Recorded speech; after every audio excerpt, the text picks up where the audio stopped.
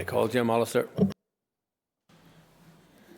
The murder of Pat Finucane was terrorist, brutal and extremely shocking, just like over 3,000 other murders.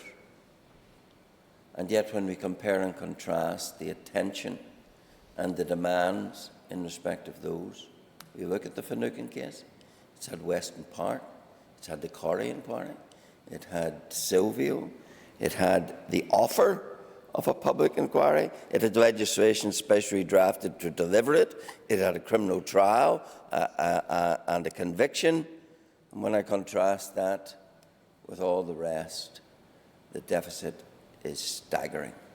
Compare that with those burned alive in Le Mans, those who smothered under the rubble of Enniskillen, those butchered at King's Mills. If we want to talk about collusion, Mr. Speaker, then we need to talk about all the collusion. And that would include the collusion of some who have sat on benches in this House, who were leaders of the IRA, who doubtless colluded in multiple murders. What did Martin McGuinness know about the Enniskillen bombing?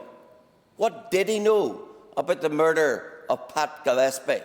What did he know about countless other murders? So if you want to talk about collusion, then talk about it across the board. If there are those who colluded, then it's not a one-way street. Anyone involved in criminality deserves the rigours of the law.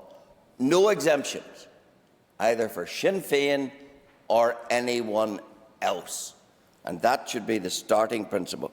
But of course, what we have is a hierarchy, a Finucane elite, who think that they can demand what no one else gets, even when offered a public inquiry. No, we need an international judicial inquiry.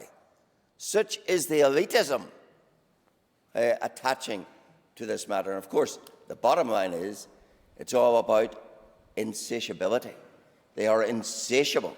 They will never be satisfied. They wouldn't even be satisfied with a public inquiry unless they got to write the outcome of it.